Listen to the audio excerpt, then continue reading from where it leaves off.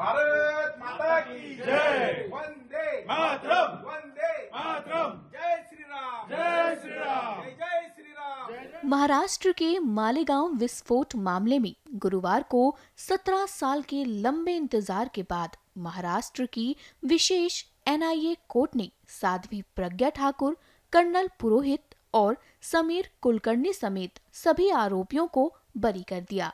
बरी होने वालों में समीर कुलकर्णी भी शामिल हैं, जिसके बाद अब वो अपने घर लौट चुके हैं और उन्होंने कोर्ट को धन्यवाद करते हुए क्या कहा, सुनिए। जय श्री राम, भारत माता की जय। तो कल सम्माननीय विशेष न्यायालय मुंबई ने हमारे निर्दोषत्व के ऊपर ठप्पा लगाया। उसी वक्त सम्माननीय न्यायालय का हमने आभार व्यक्त किया और हृदय से उनको बताया कि आज हमारा पुनर्जन्म हुआ है। ये किसी व्यक्ति की या संस्था संगठन की लड़ाई नहीं थी। तो हम बहुसंख्यक हिंदू समाज का जो आस्था का, श्रद्धा का प्रतीक था, इस परम पवित्र भगवा शब्द के लिए, सनातन हिंदू शब्द के लिए हमने ये कानूनी लड़ाई बहुत स्वाभिमान के साथ लड़ी। 2009 का आम चुनाव सामने रखकर तत्कालीन कांग्रेस का, राज्य का और केंद्र का जो नेतृत्व था, उन्होंने मुस्लिम तुष्टीकरण का घटिया राजनीति किया। मालेगांव के जो पीड़ित टैक्स पेयर है, उनकी जान बचाने में वो सब लोग असमर्थ रहे। उनके मृत्यु के पश्चात भी घटिया राजनीति उन लोगों ने किया।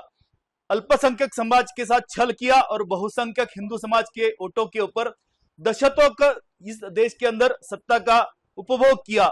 लेकिन इसी हिंदू समाज के साथ उन्होंने गद्दार किया। उनमें जो प्रमुख नाम थे तो शरद पवार, दिग्विजय सिंह, सुशील कुमार शिंदे, शिवराज पाटिल, चिदंबरम, जयंत पाटिल, राहुल गांधी, सोनिया गांधी, शकील अहमद, अहमद पटेल, इन्होंने क्षुद्र स्वार्थ का परिचय देते हुए हमारे बहुसंख्यक समाज को विश्व पटल के ऊपर बदनाम किया। लेकिन सम्माननीय स्वायत्त न्यायालय ने सच्चाई के ऊपर, धर्म के ऊपर, न्याय के ऊपर कर शिक्का मुर्तब किया और हमारा निर्दोषत्व इसीलिए साबित हुआ। अगर 2014 में समूचे बहुसंख्यक हिंदू समाज ने अपना राष्ट्रीय कर्तव्य नहीं निभाया होता, सरकार अगर नहीं बदली होती, तो हम जीवित बाहर नहीं आते थे। इसीलिए हम बार बार कहेंगे, आजीवन कहेंगे कि राज्य सरकार के और केंद्र सरकार के हम लाभार्थी भारतीय है। इन्हीं के वजह से हमें जीवन दान मिला है। आज स्वस्थ समाज में आज मैं अपने घर पे बैठा हूं तो उन्हीं सभी कार्यकर्ताओं की वजह से बैठा हूं। इसलिए मैं बार बार समूचे भारतीय समाज को, हिंदू समाज को आह्वान करूंगा कि मरते दम तक कांग्रेस को आप वोट मत कीजिएगा। आज मैं निमित्त था, मेरा जीवन 17 वर्ष बर्बाद हुआ। आगे चल के किसी भी भारतीय का जो टैक्स पेयर है, जो सामाजिक जीवन जीता है, उसका जीवन बर्बाद ना हो, उसके जिंदगी में ऐसा अपमानजनक जीवन ना आए। इसीलिए कांग्रेस का कभी भी आप वोट मत कीजिएगा, यही मेरी आज भावना है।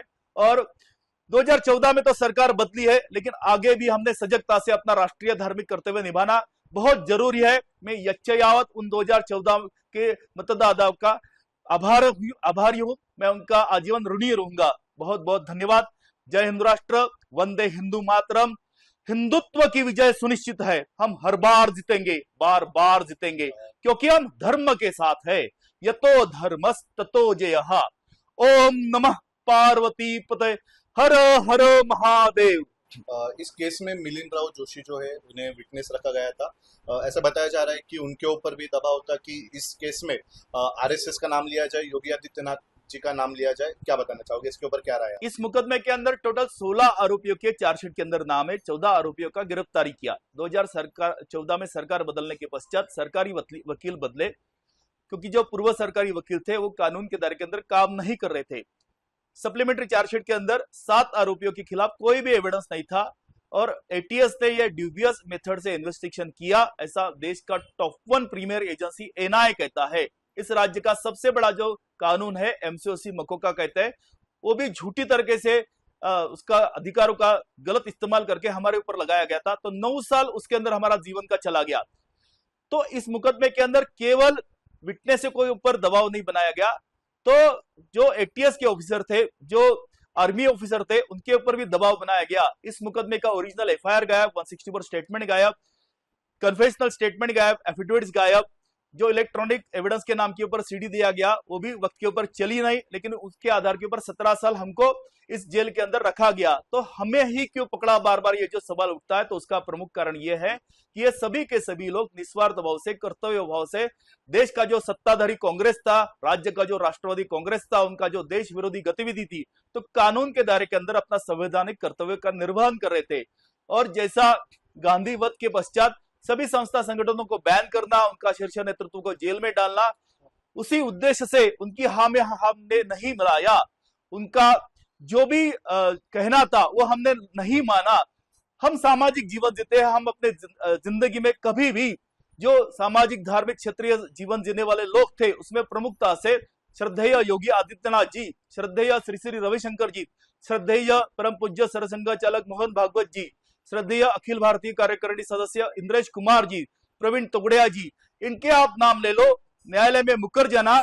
लेकिन ये हम हिंदुओं के लिए जीवंत भगवान है, जिंदा भगवान है। हम मरने के लिए तैयार थे, लेकिन हमने इनका नाम नहीं लिया, हमने झूठी गवाही नहीं दी, हम साक्षीदार नहीं बने, इसलिए आरोपी बने।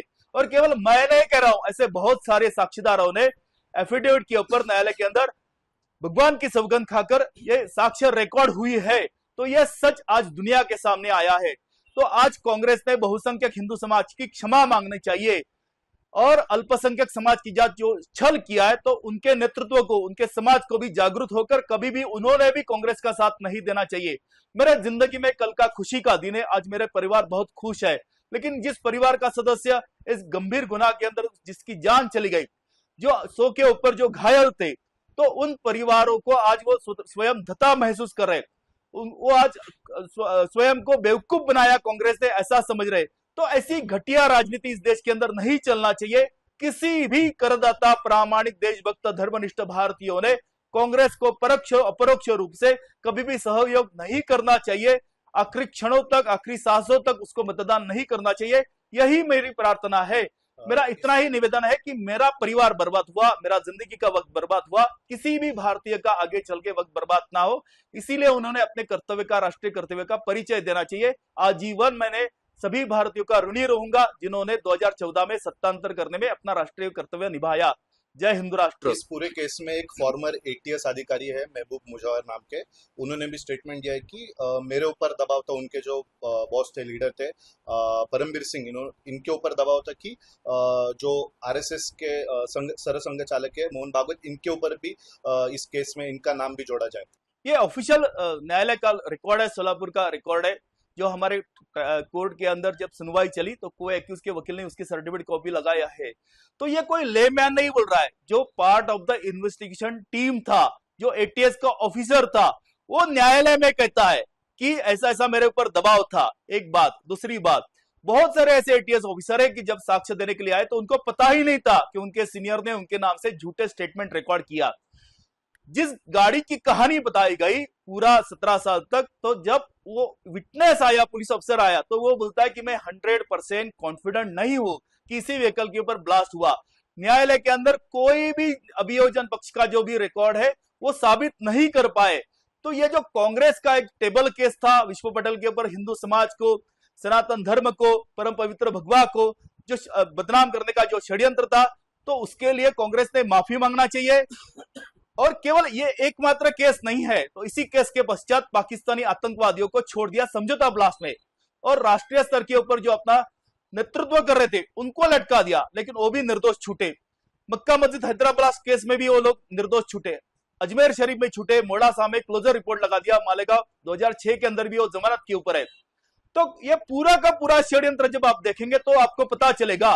और हम हिंदू है, इस सरकार की वजह से छूटे ऐसे सब लोग कह रहे हैं, लेकिन अभी पिछले सप्ताह 7/11/2006 को मुंबई के अंदर जो ट्रेन ब्लास्ट हुए थे, सीरियल ट्रेन ब्लास्ट, उसके अंदर भी 18 वर्ष पश्चात सम्माननीय उच्च न्यायालय ने उनको निर्दोष करार दिया। तो ये कांग्रेस का मोडस ऑपरेंडी था। यहाँ के अल्पसंख्यक समाज के साथ भी उन्होंने गद्दारी किया और बहुसंख्यक हिंदू समाज के साथ भी विश्वासघात किया है। तो ये बार बार कांग्रेस का षड्यंत्र दुनिया के सामने आया है। विद्यमान जो केंद्रीय गृह मंत्री है अमित शाह जी, उनको तड़ीपार करवा दिया गुजरात से। गुजरात की जो DG थे, पुलिस महासंचालक बंजारा साहब थे, उनको भी गुजरात से तड़ीपार करके मुंबई में उनका मुकदमा चलाया। ये सभी के सभी केसेस निर्दोष छूटे हैं, कानून के दायरे के अंदर निर्दोष छूटे हैं। कोई भी अपील में गया नहीं और कोई भी कोर्ट का ऑर्डर सेटिस्फाइड नहीं हुआ।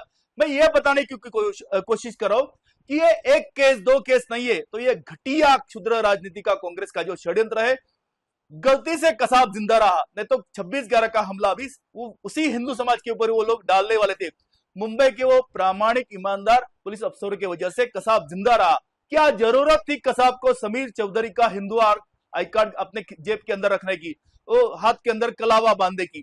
तो ये जो षड्यंत्र है पाकिस्तान के आईएसआई का, उसका सपोर्ट ये देश द्रोही कांग्रेस कर रही थी, और ऐसे कांग्रेस का विरोध करना हम भारतीयों का आजीवन कर्तव्य है। हमारी आने वाली अगर जो पुरखे आने वाले जो भी हमारी नस्ल है, तो उनके प्रति अगर हम उत्तरदायी है, तो कांग्रेस का नामो निशान इस देश से मिटाना ये अनिवार्य है, ऐसा मैं स्वानुभव से बताना चाहूंगा।